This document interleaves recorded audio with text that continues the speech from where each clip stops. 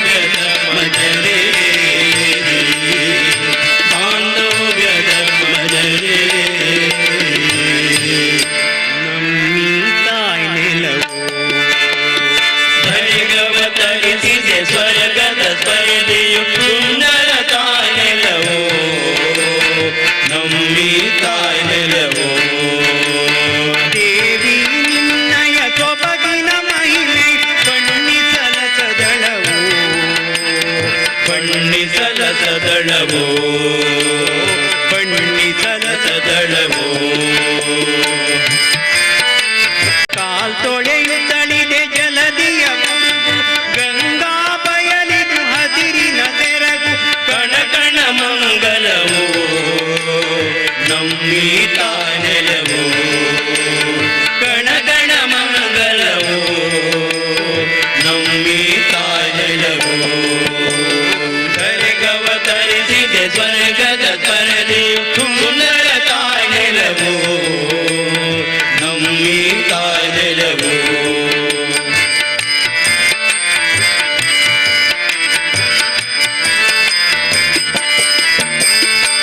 ಕಾಶ್ಮೀರದಲ್ಲಿ ಸುರಿಯುವುದು ತುಹಿನ ರಾಜಸ್ಥಾನದಿ ತುಡುವುದು ಪುಲಿನ ಮಲಯಾಚಲದಲ್ಲಿ ಗಂಗದ ಪವನ ವಿಧ ವಿಧವೋ ಫಲವೋ ನಮ್ಮೀತ ನೆಲವೋ ವಿಧ ವಿಧವೋ ಫಲವೋ ನಮ್ಮೀತ ನೆಲವೋ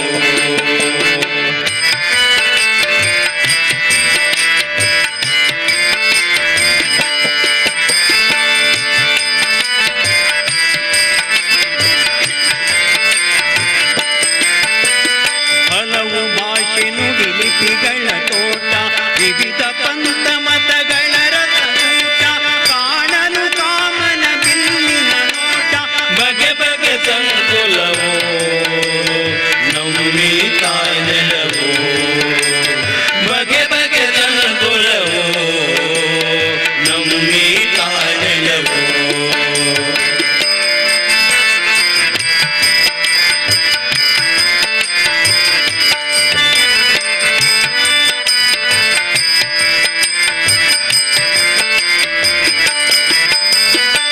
ಪುಣ್ಯವಂತರಿಗೆ ಇದುವೇ ನಾಕ ಕಳ್ಳರಿಗೆ ಆಗಿದೆ ಶಿವನ ಪಿನಾಕ ಶರಣಾಗತರಿಗೆ ಅಭಯದಾಯಕ ಯುಗ ಯುಗದಿ ನಿಲವೋ ನಮ್ಮೀತ ನೆಲವೋ ಯುಗ ಯುಗದಿ ನಿಲವೋ ನಮ್ಮೀತ ನೆಲವೋ ಧರೆಗವತರಿಸಿದೆ ಸ್ವರ್ಗದ ಸ್ಪರ್ಧೆಯು ಸುಂದರ ತಾನೆಲವೋ ನಮ್ಮೀತ ನೆಲವೋ ನಮ್ಮೀತ ನೆಲವೋ ನಮ್ಮೀತ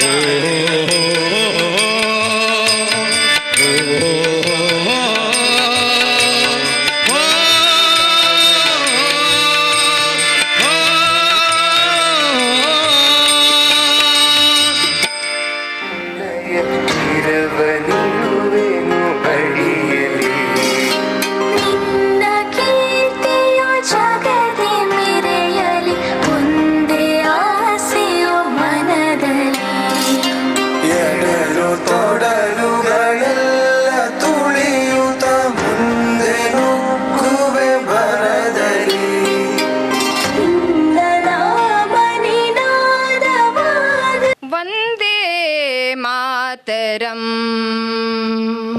ವಂದೇ ಮಾತರಂ ಸುಜಲಾಂ ಸುಫಲಾಂ ಮಲಯಜ ಶೀತಲಾಂ ಸಸ್ಯ ಶ್ಯಾಮಲಾಂ ಮಾತರಂ ವಂದೇ ಮಾತರಂ ಶುಭ್ರಜ್ಯೋತ್ಸ್ನಾಂ ಪುಲಕಿತಯಾಮಿನೀಂ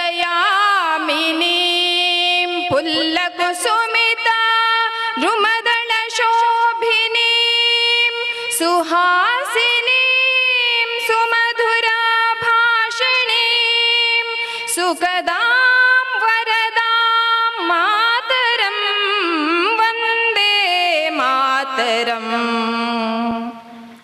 ಕೋಟಿ ಕೋಟಿ ಕಂಠ ಕಲಕಲ ನಿನಾದ ಕರಾಲೆ ಕೋಟಿ ಕೋಟಿ ಭುಜೈದೃತ ಕರಖರವಾಲೆ ಅಬಲಾಗೆ ನೋಮಾ ಏತೋ ಬಲೆ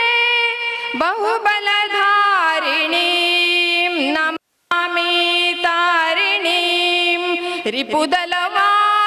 ರಿಪುದಲವಾರಿಣೀಂ ಮಾತರಂ ವಂದೇ ಮಾತರಂ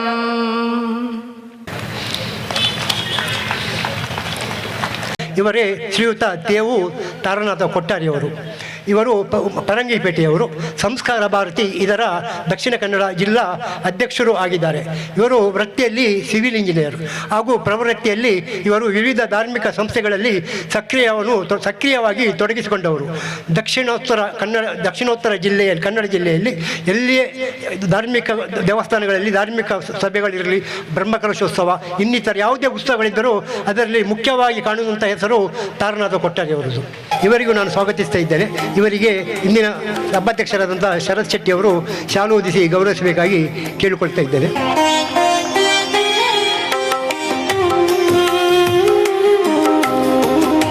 ಅಧಿದೇವನಾದ ಸೋಮನಾಥನಿಂದ ಆಶೀರ್ವಾದವನ್ನು ಬೇಡಿಕೊಳ್ಳುತ್ತಾ ಮೂಡಬಿದರೆಯ ನಗರದ ಎಲ್ಲ ದೈವಿಕ ಸಾನ್ನಿಧ್ಯಗಳಿಗೆ ಪಡಂಬಟ್ಟು ವೇದಿಕೆಯಲ್ಲಿ ಉಪಸ್ಥಿತರಿರುವಂಥ ಇಂದಿನ ಸಭಾಧ್ಯಕ್ಷರೇ ಹಾಗೆಲ್ಲ ಉಪಸ್ಥಿತರಿರುವಂಥ ಧಾರ್ಮಿಕ ಕ್ಷೇತ್ರದ ಮುಖಂಡರಿಂದ ಆಶೀರ್ವಾದವನ್ನು ಬೇಡಿಕೊಳ್ಳುತ್ತಾ ಸೇರಿರುವಂಥ ಸಜ್ಜನ ಬಂಧು ಭಗಿನಿಯರೇ, ಮಕ್ಕಳೇ, ಓರ್ವ ತಾಯಿ ಬಿಸಿಲನ್ನು ಲೆಕ್ಕಿಸದೆ ಆಗದಿಂದ ಮುಂಭಾಗದಲ್ಲಿ ಕುಳಿತಿದ್ದಾರೆ. ಇಂಥ ತಾಯಂದಿರಿಂದ ಇವತ್ತು ನಮ್ಮ ಹಿಂದುತ್ವ ಉಳಿದಿದೆ ಅಂತ ಹೇಳಿಕೊಳ್ಳಿಕ್ಕೆ ನಾನು ಹೆಮ್ಮೆ ಪಡ್ತಾ ಇದ್ದೇನೆ. ನಿಖರವಾದಂಥ ಬಿಸಿಲು, ರಥಸಪ್ತಮಿಯ ವಿಶೇಷವಾದಂಥ ದಿನ, ಸೂರ್ಯನ ಪ್ರಖರತೆ ಜಾಸ್ತಿ ಇದೆ. ಆದರೂ ಕೂಡ ಆ ಬಿಸಿಲನ್ನು ಲೆಕ್ಕಿಸದೆ ನೀವೆಲ್ಲರೂ ಕೂಡ ಇವತ್ತು ಸಂಗಮ ಆಗಿದ್ದೀರಂತ ಹೇಳಿದರೆ ಇದು ಹಿಂದುತ್ವದ ಶಕ್ತಿ ಅಂತ ಹೇಳಿಕೊಳ್ಳಿಕ್ಕೆ ನಾನು ಹೆಮ್ಮೆ ಪಡ್ತಾ ಇದ್ದೇನೆ. ಬಂಧುಗಳೇ,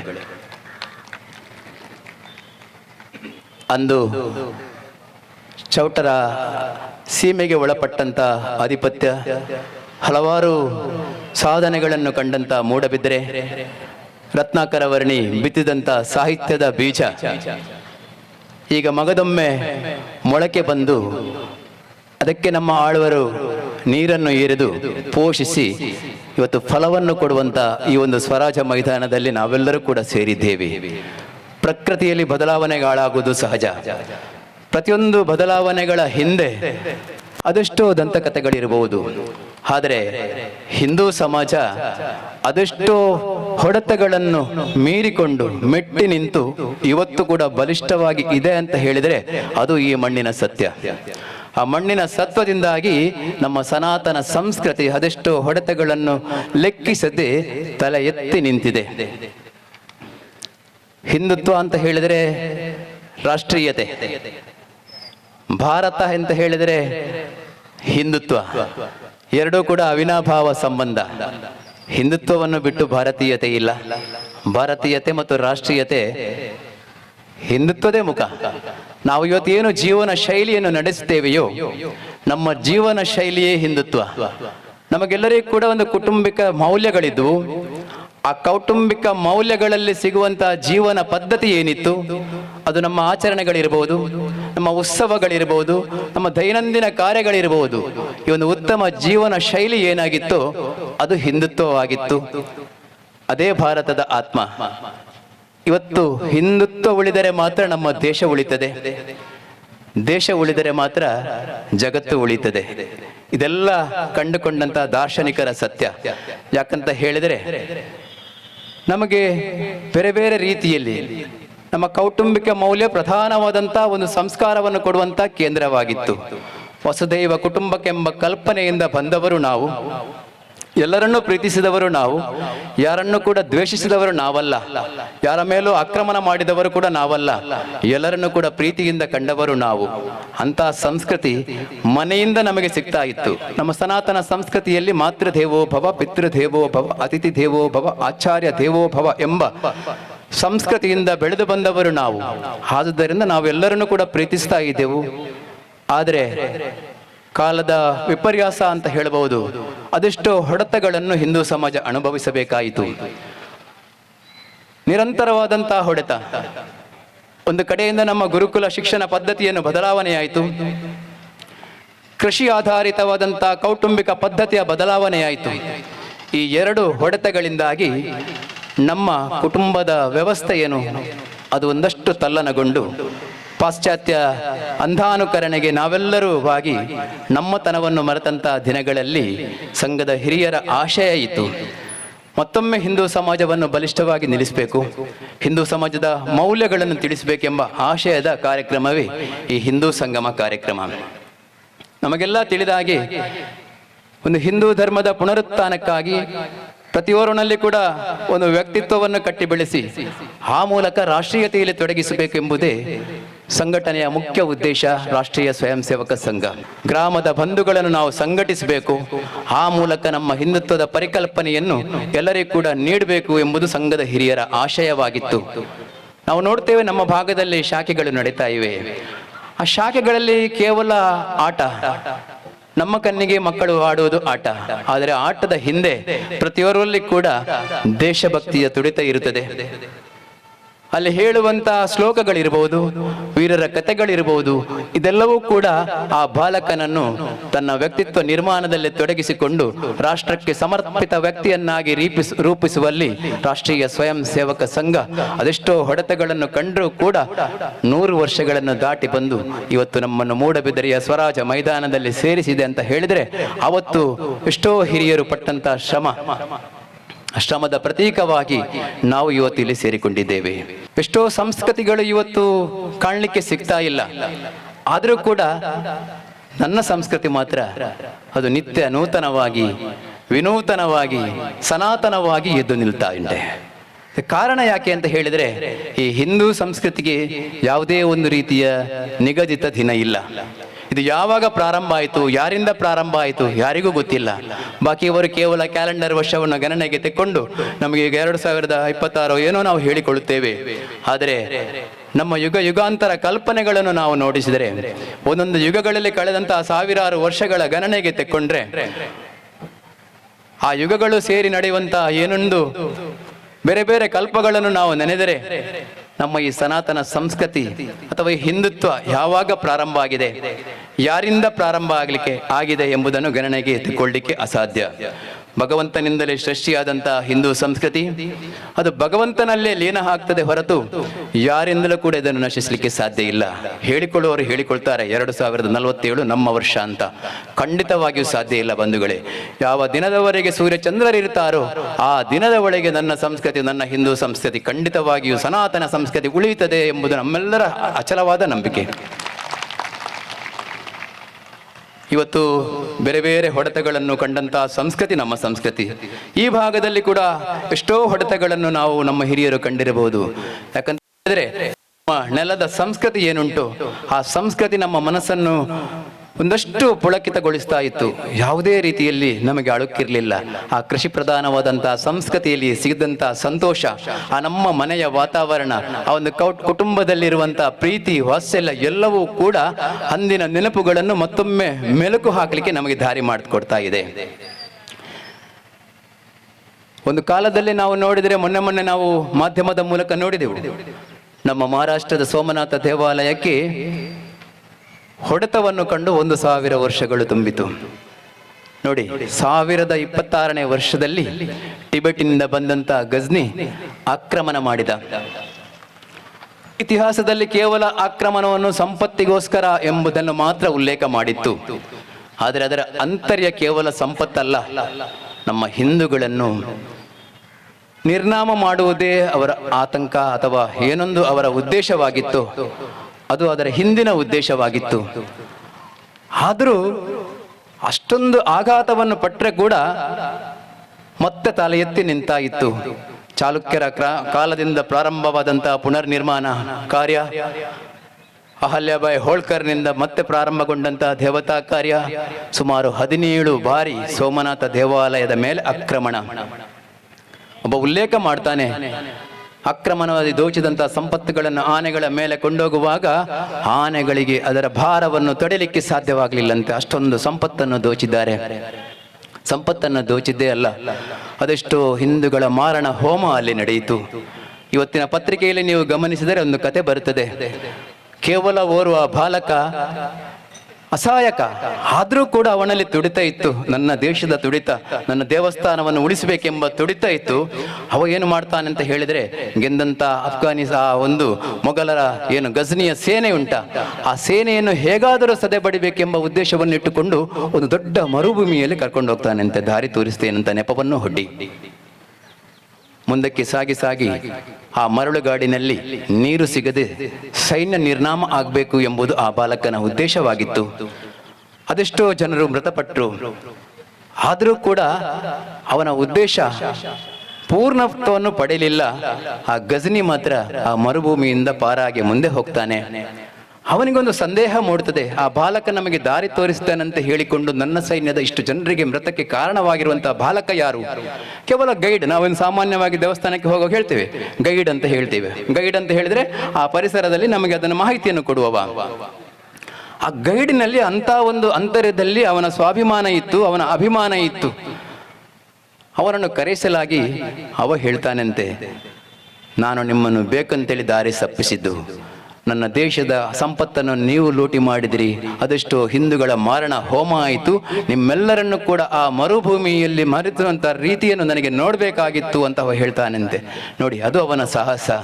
ಅವ ಗೈಡ್ ಅಂತ ಹೇಳಿ ಪರಿಚಯಿಸಿಕೊಂಡಂತ ಸೋಮನಾಥ ದೇವಾಲಯದ ಅರ್ಚಕನಾಗಿದ್ದ ಹುಡುಗ. ಇವತ್ತಿನ ಪತ್ರಿಕೆಯಲ್ಲಿ ನೀವು ಓದಿದ್ರೆ ಗೊತ್ತಾಗ್ತದೆ, ಅಂತ ಒಂದು ಅಂತಸತ್ವ ಇರುವಂತ ನಮ್ಮಲ್ಲಿರುವಂತ ಕಿಚ್ಚೆದೆಯ ಯುವಕರಿಂದ ಮಾತ್ರ ಈ ಸನಾತನವಾದಂತಹ ಸಂಸ್ಕೃತಿ ಉಳಿದಿದೆ. ನಾವೆಲ್ಲರೂ ಕೂಡ ಹಿಂದೂಗಳು, ನಾವೆಲ್ಲರೂ ಕೂಡ ಬಂಧುಗಳು ಎಂಬ ಭಾವ ಜಾಗೃತಿ ಆದಾಗ ಮಾತ್ರ ಈ ಹಿಂದೂ ಸಂಗಮದಲ್ಲಿ ನಾವು ಸೇರಿಕೊಂಡದ್ದು ಸಾರ್ಥಕ ಆಗ್ತದೆ. ಒಬ್ಬರು ಹಿರಿಯರು ಬಂದು ಹೇಳಿದರು, ಈಗಾಗಲೇ ತರಕಾರಿಯ ಅಂಗಡಿಯವರು, ಅದೇನ ಇಂಥ ಕಾರ್ಯಕ್ರಮ ವರ್ಷ ವರ್ಷ ಆಗ್ಬೇಕು ಎಂಬ ಅಭಿಮಾನದ ಮಾತುಗಳನ್ನ ಆಡಿದರು. ಯಾಕೆ ಹೇಳಿದರು? ಅವರು ಪುನರಾವರ್ತಿಸಿ ಹೇಳ್ತಾರೆ, ವಿಜ್ಞಾನಂಕ ಹಿಂದುಲೆಗ್ ನನ್ನ ಕಾಲೇಜಿ. ಹೌದು, ನಾವು ನೋಡ್ತಾ ಇದ್ದೇವೆ, ಭಯೋತ್ಪಾದನೆ ಮೊದಲು ಒಂದು ಘಟ್ಟದಲ್ಲಿ ಇತ್ತು, ಒಂದು ಭಾಗದಲ್ಲಿ ಇತ್ತು. ಆದರೆ ಇವತ್ತು ಭಯೋತ್ಪಾದನೆ ಎಂಬುದು ನಮ್ಮ ಮನೆಯ ಬಾಗಿಲಿಗೆ ಬಂದಿದೆ. ಒಂದಷ್ಟು ನುಸುಳುಗೋಳರು ಬಾಗ್ಲದಿಂದ ಬರ್ತಾ ಇದ್ದಾರೆ. ಯಾವ ಭಾಗದಲ್ಲಿ ಇದ್ದಾರೆ ಎಂಬುದು ನಮಗೆ ಗೊತ್ತಿಲ್ಲ. ಆದರೂ ಕೂಡ ನನ್ನ ದೇಶ ಇವತ್ತು ಸಮರ್ಥವಾಗಿದೆ. ಒಂದು ಕಾಲದಲ್ಲಿ ಆರ್ಥಿಕತೆ ನನ್ನ ದೇಶದ ನೆಲಕಚ್ಚಿ ಹೋಗಿತ್ತು. ಅಂತ ಒಂದು ಆರ್ಥಿಕತೆಯನ್ನು ಕೂಡ ಇವತ್ತು ಪ್ರಪಂಚದ 3ನೇ ಸ್ಥಾನಕ್ಕೆ ಎತ್ತರಿಸುವಲ್ಲಿ ನನ್ನ ದೇಶ ಇವತ್ತು ಸಮರ್ಥವಾಗಿದೆ. ಪುರಾಣದ ಕಾಲದಲ್ಲಿ ನಾವು ಕೇಳ್ತಾ ಇದ್ದೆವು, ಶಬ್ದವೇದಿ, ಬ್ರಹ್ಮಾಸ್ತ್ರ, ಇಂಥದನ್ನೆಲ್ಲ ನಾವು ಪುರಾಣ ಕಾಲದಲ್ಲಿ ಕೇಳ್ತಾ ಇದ್ದೆವು. ಅದನ್ನು ನನ್ನ ದೇಶ ಇವತ್ತು ಮಾಡಿ ತೋರಿಸ್ತಾ ಇದೆ. ನಮ್ಮ ನೆಲಕ್ಕೆ ಬಂದು ನೀನು ಹಿಂದೂ ಅಂತೇಳಿ ಕೇಳಿಕೊಂಡವನನ್ನು ಅವನ ನೆಲಕ್ಕೆ ಹೋಗದೆ ನನ್ನ ನೆಲದಲ್ಲಿ ನಿಂತು ಆಪರೇಷನ್ ಸಿಂಧೂರದ ಮೂಲಕ ಮಾಡಿದಂತಹ ಕೃತ್ಯ ಇದು ಜಗತ್ತು ಇವತ್ತು ಭೂಮಿ ನಮ್ಮನ್ನು ಭಾರತದತ್ತ ನೋಡುವಂತೆ ಮಾಡಿದೆ. ಯಾವತ್ತು ನನ್ನ ಮನೆ ಸ್ವದೇಶಿ ಮನೆಯಾಯಿತು, ನನ್ನ ಕುಟುಂಬ ಸ್ವದೇಶಿ ಆಗುತ್ತದೆ, ನನ್ನ ಪರಿಸರ ಸ್ವದೇಶಿ ಆಗ್ತದೆ. ಆಗ ಮಾತ್ರ ನನ್ನ ರಾಜ್ಯ, ನನ್ನ ರಾಷ್ಟ್ರ ಸ್ವದೇಶಿಯಾಗಲು ಸಾಧ್ಯ ಆಗ್ತದೆ. ಪ್ರಾರಂಭದಲ್ಲಿ ಹೇಳಿದಾಗೆ ನಮ್ಮಲ್ಲಿ ಸಾಮರಸ್ಯದ ಭಾವನೆ ಇದು ಬಹಳ ಮುಖ್ಯವಾದ ಪಾತ್ರ. ಯಾವ ಗ್ರಾಮದಲ್ಲಿ ಹಿಂದೊಂದು ಕಾಲ ಇತ್ತು, ಕೆಲವು ದೇವಸ್ಥಾನಗಳಿಗೆ ಪ್ರವೇಶವಿಲ್ಲ, ಬಾವಿಯ ನೀರು ಸೇದಲಿಕ್ಕೆ ಪ್ರವೇಶವಿಲ್ಲ, ಸ್ಮಶಾನಕ್ಕೆ ಪ್ರವೇಶವಿಲ್ಲ, ಈ ರೀತಿಯ ಭಾವನೆ ಒಂದು ಕಾಲದಲ್ಲಿತ್ತು. ಇವತ್ತೆಲ್ಲ ಬದಲಾವಣೆ ಆಗಿದೆ. ಆದರೂ ಕೂಡ ನಮ್ಮ ನಡುವೆ ಅಡ್ಡಗೋಡೆಯನ್ನು ತಂದು ನಿಲ್ಲಿಸುವ ಅದೆಷ್ಟೋ ಉದಾಹರಣೆಗಳನ್ನು ನಾವು ನೋಡಬಹುದು. ಆದರೆ ನಮ್ಮಲ್ಲಿರುವಂತಹ ಭಾವ ಏನಿರಬೇಕು? ಅದು ಸದ್ಭಾವದ ಭಾವ ಇರಬೇಕು, ಅದು ಸಾಮರಸ್ಯದ ಭಾವ ಇರಬೇಕು. ಪ್ರತಿಯೊಬ್ಬರು ಕೂಡ ನಮ್ಮವರು ಎಂಬ ಭಾವದಿಂದ ನಾವು ತೊಡಗಿಸಿಕೊಂಡಾಗ ಒಂದಷ್ಟು ಸಾಮರಸ್ಯದ ಜಾಗೃತಿಯ ಮೂಲಕ ಹಿಂದೂ ಸಮಾಜ ಬಲಿಷ್ಠವಾಗುತ್ತದೆ. ಎಲ್ಲ ಮನೆಯಲ್ಲಿ ಭಗವದ್ಗೀತೆ ಪುಸ್ತಕವನ್ನು ಜೋಪಾನವಾಗಿ ಇಟ್ಟುಕೊಂಡಿದ್ದೇವೆ. ಆದರೆ ಸ್ವಲ್ಪ ಪುಟ ತೆರೆದು ಓದುವಂತಹ ಅಭ್ಯಾಸವನ್ನು ನಾವು ಮಾಡಲಿಲ್ಲ. ಅದು ಹೇಳ್ತದೆ, ಯಾವತ್ತೂ ಕೂಡ ಧರ್ಮ ವಿರೋಧಿ ನಿನ್ನ ಮುಂದೆ ನಡೆದರೆ, ನಮ್ಮ ಧರ್ಮಕ್ಕೆ ಯಾರಾದರೂ ಅಪಚಾರವೆಸೆದರೆ ಅವನನ್ನು ದಂಡಿಸಬೇಕು ಅಂತ ಹೇಳಿ ನಮ್ಮ ಶಾಸ್ತ್ರ ಹೇಳ್ತದೆ. ಕೆಲವು ಸರ್ತಿ ನಾವು ಏನು ಮಾಡ್ತೇವೆ ಅಂತ ಹೇಳಿದ್ರೆ, ನಮ್ಮ ಎದುರೇ ನಮ್ಮ ಧರ್ಮಕ್ಕೆ ಅನ್ಯಾಯವಾಗುವುದು, ನಮ್ಮ ಬಾಲಕಿಯರ ಮೇಲೆ ಅತ್ಯಾಚಾರವಾಗುವುದು, ಗೋಮಾತೆಯ ವಧೆಯಾಗುವುದು, ಇದೆಲ್ಲವನ್ನು ಕಂಡಾಗ ಕೂಡ ಸಜ್ಜನ ಶಕ್ತಿ ಮೌನ ತಾಳುತ್ತದೆ. ಹಿಂದೂ ಸಮಾಜಕ್ಕೆ ದೊಡ್ಡ ದುರಂತ ಅಂತ ಹೇಳಿದ್ರೆ ಹಿಂದೂ ಸಮಾಜದ ಸಜ್ಜನ ಶಕ್ತಿಯ ಮೌನ. ಹಿಂದೂ ಸಮಾಜದ ಸಜ್ಜನ ಶಕ್ತಿ ಜಾಗೃತವಾಗಿ ಧರ್ಮದ ವಿರುದ್ಧ ಯಾರನ್ನಾದರೂ ಕೇಡು ಬಯಕುವವನಿದ್ದರೆ ಅವನಿಗೆ ತಕ್ಕ ಶಾಸ್ತಿ ಮಾಡಿದಾಗ ಮಾತ್ರ ನಮ್ಮ ಧರ್ಮ ಅದು ಹಿಂದೂ ಧರ್ಮವಾಗಿ ಉಳಿಲಿಕ್ಕೆ ಸಾಧ್ಯ. ಭಗವದ್ಗೀತೆಯ ಪ್ರಾರಂಭದಲ್ಲಿ ನೋಡಿದರೆ ಕೂಡ ಧರ್ಮಕ್ಷೇತ್ರೇ ಕುರುಕ್ಷೇತ್ರೇ ಸಮಾವೇತ ಯುಜುತ್ಸವ ಎಂಬ ಶ್ಲೋಕದಿಂದ ಪ್ರಾರಂಭ ಆಗುತ್ತದೆ. ಅಲ್ಲಿ ಕೂಡ ಕಂಡದ್ದು ಧೃತರಾಷ್ಟ್ರನಿಗೆ ಸಂಶಯ.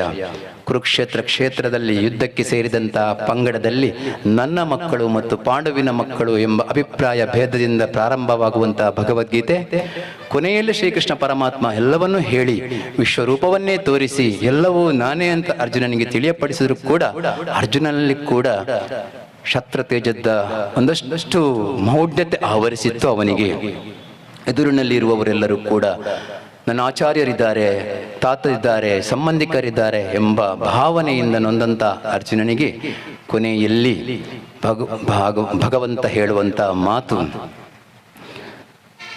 ಸರ್ವಧರ್ಮಾನ್ ಪರಿತ್ಯಜ್ಯ ಮಮೇಕಂ ಶರಣಂ ವ್ರಜ ತ್ವಾಂ ಸರ್ವ ಪಾಪೇಭ್ಯೋ ಮೋಕ್ಷಯಿಸ್ವಾ ಮಾ ಶುಚಃ. ಎಲ್ಲ ಧರ್ಮಗಳನ್ನು ಬಿಡು, ಕೇವಲ ನನಗೆ ಶರಣಾಗತನಾಗು.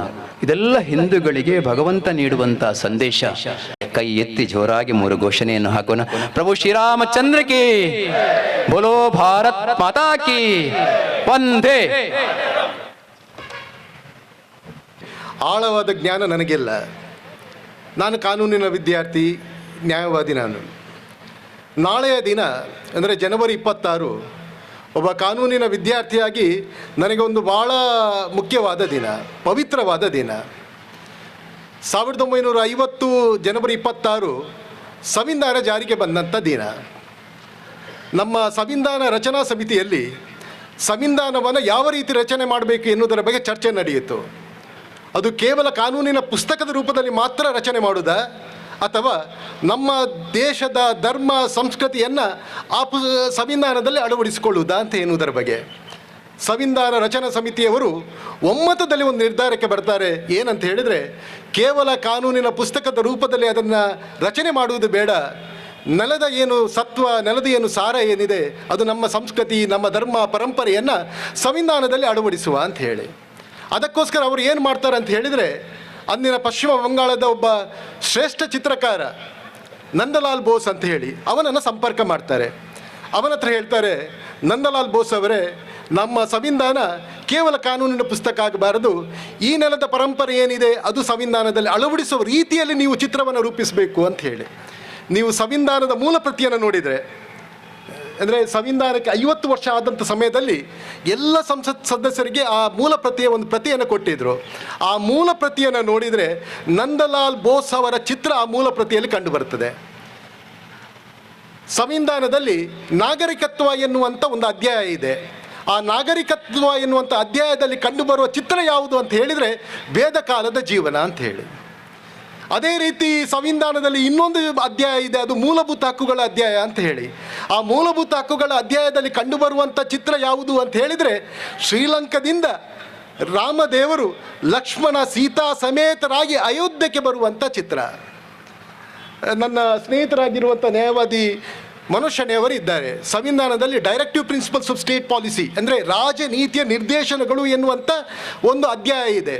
ಆ ಅಧ್ಯಾಯದಲ್ಲಿ ಕಂಡುಬರುವಂಥ ಚಿತ್ರ ಯಾವುದಂತ ಹೇಳಿದರೆ ಶ್ರೀಕೃಷ್ಣ ಪರಮಾತ್ಮರು ಭಗವದ್ಗೀತೆಯನ್ನು ಬೋಧಿಸಿದಂಥ ಚಿತ್ರ. ಹಾಗಾಗಿ ನಮ್ಮ ದೇಶದ ಸಂವಿಧಾನದಲ್ಲಿಯೂ ಕೂಡ ನಮ್ಮ ದೇಶದ ಧರ್ಮ ಸಂಸ್ಕೃತಿ ಪರಂಪರೆಯನ್ನು ಅಳವಡಿಸಿದ್ದಾರೆ. ಇನ್ನು ಇದೇ ಜನವರಿ 26, 1950ರಂದು ನಮ್ಮ ರಾಷ್ಟ್ರದ ಧ್ಯೇಯವಾಕ್ಯವನ್ನಾಗಿ ಒಂದು ಅಳವಡಿಸಿದ್ದಾರೆ. ಅದು ಯಾವುದಂತ ಹೇಳಿದರೆ, ಮುಂಡಕ ಉಪನಿಷತ್ನಲ್ಲಿ ಬರುವಂಥ ಒಂದು ಪ್ರಾಚೀನ ಶ್ಲೋಕ ಸತ್ಯಮೇವ ಜಯತೆ ಅಂತ ಹೇಳಿ. ಸತ್ಯಮೇವ ಜಯತೆಯನ್ನು ರಾಷ್ಟ್ರದ ಧ್ಯೇಯವಾಕ್ಯವಾಗಿ ಅಳವಡಿಸಿಕೊಳ್ತಾರೆ ಜನವರಿ 26ರಂದು. ಸತ್ಯ ಒಂದೇ ಸದಾ ಗೆಲ್ಲುತ್ತೆ ಎನ್ನುವಂಥದ್ದು ಅದರ ಅರ್ಥ. ಅದೇ ರೀತಿ ಸುಪ್ರೀಂ ಕೋರ್ಟ್, ನಮ್ಮ ನೆಲದ ಸರ್ವೋಚ್ಚ ನ್ಯಾಯಾಲಯ ಏನಿದೆ, ಅದು ಸ್ಥಾಪನೆಯಾಗಿದ್ದು ಕೂಡ ಜನವರಿ 26, 1950. ಅದರದ್ದು ಧ್ಯೇಯವಾಕ್ಯವನ್ನು ಸುಪ್ರೀಂ ಕೋರ್ಟಿನ ಮುಂಭಾಗದಲ್ಲಿ ಕೆತ್ತಲಾಗಿದೆ. ಅದರಲ್ಲಿ ಬರುವಂಥ ಶ್ಲೋಕ ಯಾವುದಂತ ಹೇಳಿದರೆ ಮಹಾಭಾರತದ ಶ್ಲೋಕ ಅದು. ಯಥೋ ಧರ್ಮ ತಥೋ ಜಯ ಅಂಥೇಳಿ, ಧರ್ಮ ಯಾವ ಕಡೆ ಇದೆಯೋ ಅಲ್ಲಿ ಜಯ ಇದೆ ಅಂತ ಹೇಳಿ. ಅಂದರೆ ಪಾಂಡವರು ಧರ್ಮದ ಕಡೆ ಇದ್ದರು, ನ್ಯಾಯಯುತವಾಗಿ ಹೋರಾಡಿದರು, ಆದ್ದರಿಂದಾಗಿ ಅವರು ಗೆಲುವನ್ನು ಪಡೆದರು ಎನ್ನುವ ಸಂದರ್ಭದಲ್ಲಿ ರಚನೆಯಾದಂಥ ಶ್ಲೋಕ ಅದು. ನಮ್ಮಲ್ಲಿ ಈಗ ಧರ್ಮದ ಬಗ್ಗೆ ಈಗಾಗಲೇ ಒಂದು ನಮ್ಮ ತಾರನಾಥ್ ಕೊಠಾರಿ ಅವರು ಹೇಳಿದರು. ಅಂದರೆ ಜೀವನ ಕ್ರಮ ಅಂತ ಹೇಳಿ ಧರ್ಮ ಅಂತ ಹೇಳಿದರೆ, ಅಂದರೆ ಪಾಶ್ಚಾತ್ಯ ಸಂಸ್ಕೃತಿಯಲ್ಲಿ ನಾವು ನೋಡಿದರೆ ಧರ್ಮ ಅಂತ ಹೇಳಿದರೆ ರಿಲಿಜನ್, ಅದು ಮತ ಅಂತ ಹೇಳಿ ಅಲ್ಲಿ. ಆದರೆ ಭಾರತೀಯ ಸಂಸ್ಕೃತಿಯಲ್ಲಿ ಧರ್ಮ ಅಂತ ಹೇಳಿದರೆ ರಿಲಿಜನ್ ಅಲ್ಲ, ಅದು ಮತ ಅಲ್ಲ. ಮತ್ತು ಧರ್ಮ ಅಂತ ಹೇಳಿದರೆ ಏನು? ಸತ್ಯ, ನ್ಯಾಯ, ನೀತಿ, ಸದಾಚಾರ, ನೈತಿಕತೆಯ ಜೀವನದ ವಿಧಾನ ಅದು. ಅದನ್ನೇ ಸುಪ್ರೀಂ ಕೋರ್ಟ್ನಲ್ಲಿ ಈ ಶಿವಸೇನೆಯ ಒಂದು ಸಂಸದರು ವಿರುದ್ಧ ಒಂದು ಪ್ರಕರಣ ದಾಖಲಾಗುತ್ತೆ. ಅವರು ಹಿಂದುತ್ವದ ಒಂದು ಚುನಾವಣೆಯಲ್ಲಿ ಹಿಂದುತ್ವವನ್ನು ಪದವನ್ನು ಉಪಯೋಗ ಮಾಡಿದರು ಎನ್ನುವುದರ ಬಗ್ಗೆ. ಆಗ ರಾಮ್ ಜೇಠ್ಮಲಾನಿ ಅವರು ವಾದ ಮಾಡ್ತಾರೆ ಸುಪ್ರೀಂ ಕೋರ್ಟ್ನಲ್ಲಿ. ಅವರು ವಾದ ಮಾಡುವಾಗ ಹೇಳಿದ್ದು ಇದನ್ನೇ, ಹಿಂದುತ್ವ ಅಂತ ಹೇಳಿದರೆ ಅದು ರಿಲಿಜನ್ ಅಲ್ಲ, ಧರ್ಮ ಅಲ್ಲ, ಜೀವನ ವಿಧಾನ ಅಂತ ಹೇಳಿ. ನಮ್ಮಲ್ಲಿ ಬ್ರಿಟಿಷರ ಕಾಲದಲ್ಲಿ ಒಬ್ಬ ಶ್ರೇಷ್ಠ ನ್ಯಾಯಮೂರ್ತಿಯಾಗಿದ್ದರು, ಅವರು ಬ್ರಿಟಿಷರಾಗಿದ್ದರು, ಅವರು ಜಾನ್ ವುಡ್ರೋಫ್ ಅಂತ ಹೇಳಿ. ಯಾಕಂತ ಹೇಳಿದರೆ ನಮ್ಮ ತಾರನಾಥ್ ಕೊಠಾರಿಯವರು ಹೇಳಿದರು ಮಹಾಭಾರತ, ಭಗವದ್ಗೀತೆ, ರಾಮಾಯಣದ ಬಗ್ಗೆ. ಅವರು ಜಾನ್ ವುಡ್ರೋಫ್ ಅವರು ಹೇಳ್ತಾರೆ, ರಾಮಾಯಣ, ಭಗವದ್ಗೀತೆ, ಮಹಾಭಾರತ ಇದು ಕೇವಲ ಧರ್ಮಗ್ರಂಥ ಅಲ್ಲ, ಇದನ್ನು ಕಾಲ್ಪನಿಕ ಎನ್ನುವರು ಮೂರ್ಖರು ಅಂತ ಹೇಳ್ತಾರೆ. ಅವರು ಜಾನ್ ವುಡ್ರೋಫ್ ಬ್ರಿಟಿಷರಾಗಿದ್ದರೂ ಕೂಡ ಅವರಿಗೆ ನಮ್ಮ ಸಂಸ್ಕೃತ ಭಾಷೆಯ ಬಗ್ಗೆ, ನಮ್ಮ ನೆಲದ ಸಂಸ್ಕೃತಿ ಪರಂಪರೆಯ ಬಗ್ಗೆ ಆಕರ್ಷಿತರಾಗ್ತಾರೆ, ಆಳವಾದ ಅಧ್ಯಯನವನ್ನು ಮಾಡ್ತಾರೆ. ವೇದ ಉಪನಿಷತ್ತುಗಳ ಬಗ್ಗೆ ಭಾಳ ಆಳವಾದ ಅಧ್ಯಯನವನ್ನು ಮಾಡಿದ್ದು ಮಾತ್ರ ಅಲ್ಲದೆ ಒಂದು ತಂತ್ರಶಾಸ್ತ್ರ ಎನ್ನುವಂಥ ಒಂದು ಪುಸ್ತಕವನ್ನು ಕೂಡ ಬರೀತಾರೆ. ಅವರು ಹೇಳ್ತಾರೆ, ಈ ರಾಮಾಯಣ, ಮಹಾಭಾರತ, ಭಗವದ್ಗೀತೆ ಅದು ಕೇವಲ ಕಾಲ್ಪನಿಕ ಅಲ್ಲ, ಮನುಷ್ಯ ಯಾವ ರೀತಿ ಶ್ರೇಷ್ಠವಾದ ಬದುಕನ್ನು ಮಾಡ್ಬೋದು ಎನ್ನುವುದಕ್ಕೆ ಮಾರ್ಗದರ್ಶನ ಕೊಡುವಂಥ ಗ್ರಂಥಗಳು ಅದು ಅಂತ ಹೇಳಿ. ಡಾಕ್ಟರ್ ಅಬ್ದುಲ್ ಕಲಾಂ ಅವರು ಹೇಳ್ತಾರೆ ಏನಂತ ಹೇಳಿದರೆ, ರಾಮಾಯಣ, ಮಹಾಭಾರತ, ಭಗವದ್ಗೀತೆ ಮತ್ತು ಯೋಗವನ್ನು ಕಡ್ಡಾಯವಾಗಿ ಪ್ರತಿ ಶಾಲೆಯಲ್ಲಿ ಕೂಡ ಕಲಿಸಬೇಕು ಅಂತ ಹೇಳಿ. ಯಾಕೆ? ಮಹಾಭಾರತ, ರಾಮಾಯಣ, ಭಗವದ್ಗೀತೆ, ಯೋಗವನ್ನು ಕಲಿತ ಯಾವ ಮಕ್ಕಳು ಕೂಡ ದಾರಿ ತಪ್ಪಲಿಕ್ಕೆ ಸಾಧ್ಯ ಇಲ್ಲ ಅಂತ ಹೇಳಿ. ಹಾಗಾಗಿ ನಮ್ಮಲ್ಲಿ ನಮ್ಮ ಧರ್ಮ ಸಂಸ್ಕೃತಿಗಳಿಗೆ ಉಳಿಸಬೇಕಾದ್ರೆ ನಮ್ಮ ಧರ್ಮ ಗ್ರಂಥಗಳೇನಿದೆ ಅದರ ಅಧ್ಯಯನವನ್ನು ನಾವು ಮಾಡಬೇಕಾಗಿದೆ. ಅದರ ಅಧ್ಯಯನವನ್ನು ಮಾಡಬೇಕು ಮಾತ್ರ ಅಲ್ಲದೆ ನಮ್ಮ ಮಕ್ಕಳಿಗೆ ಅದನ್ನು ಕಲಿಸುವಂಥ ಪ್ರಯತ್ನವನ್ನು ಮಾಡಬೇಕು.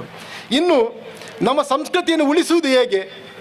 ಈಗ ನಾವೆಲ್ಲ ನೋಡ್ತಾ ಇದ್ದೇವೆ, ಅದ್ಧೂರಿಯ ಮದುವೆಗಳು ಪ್ರಾರಂಭ ಆಗಿದೆ, ಮೆಹಂದಿ ಕಾರ್ಯಕ್ರಮಗಳು ಪ್ರಾರಂಭ ಆಗಿದೆ.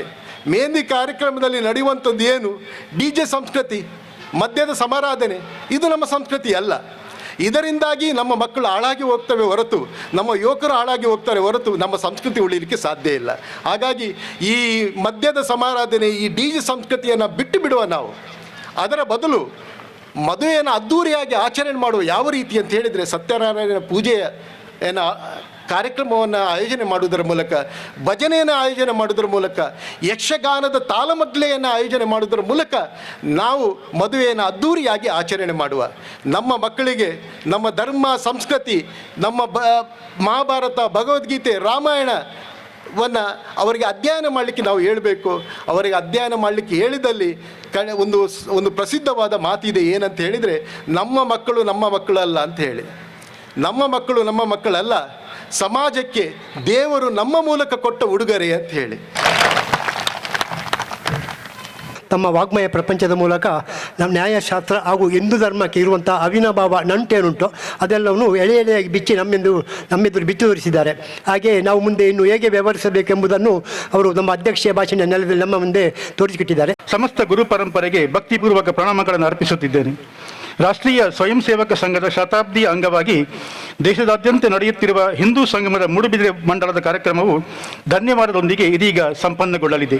ಭಗಿನಿಯರಿಗೆ ಧನ್ಯವಾದಗಳನ್ನು ಅರ್ಪಿಸ್ತಾ ಇದ್ದೇನೆ. ಸನಾತನ ಹಿಂದೂ ಧರ್ಮ ಕಿ ಒಂದೇ ಒಂದೇ ಒಂದೇ. ಜೈ ಶ್ರೀರಾಮ್, ಜೈ ಜೈ ಶ್ರೀರಾಮ್. ಶಾಂತಿ ಮಂತ್ರ ಹೇಳೋಣ, ಕೂತಲ್ಲಿಯೇ ಕೈ ಮುಗಿದು ನಿಂತುಕೊಳ್ಳೋಣ.